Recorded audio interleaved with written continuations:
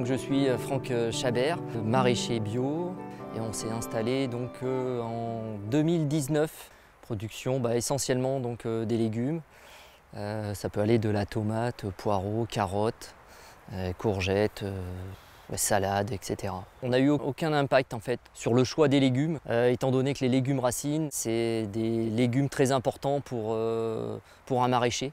Notamment la carotte qui est un légume hyper appétant. La patate douce aussi, je pense que c'est même le légume le plus appétant pour le râteau-pied. Et on était obligé quand même de le cultiver parce qu'on est obligé de le proposer à nos clients. Alors les impacts, surtout quand on s'est installé, ont été assez importants, surtout de l'ordre psychologique, parce que quand vous avez une planche de carottes qui est détruite en rien de temps, sans que vous en aperceviez, c'est assez décourageant. Puis après, évidemment, économiquement, parce que les carottes ne sont pas commerciables. Une planche de carottes représente à peu près 200 € ou 300 €. Alors j'ai testé un nombre incalculable de moyens différents pour essayer de lutter contre le campagnol. J'ai commencé par acheter des Top 4, mais je ne savais pas trop les utiliser, donc au tout début.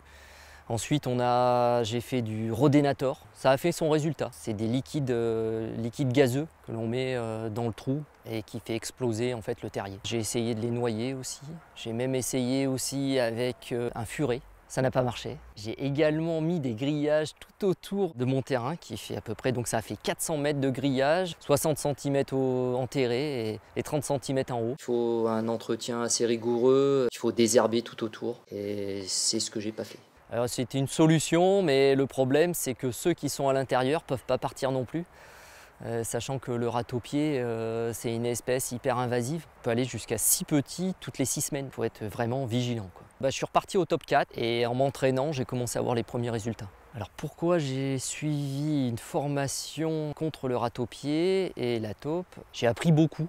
J'ai appris surtout comment vivait le râteau-pied. J'ai appris aussi surtout la grosse différence qu'il y avait entre le râteau-pied et la taupe.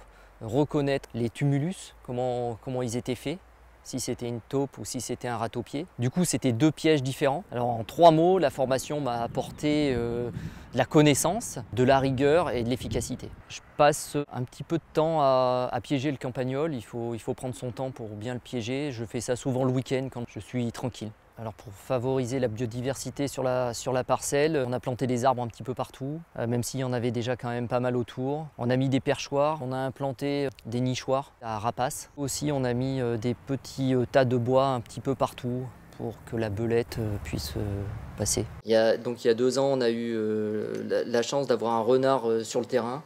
On l'a laissé tranquille tout l'hiver et on a vu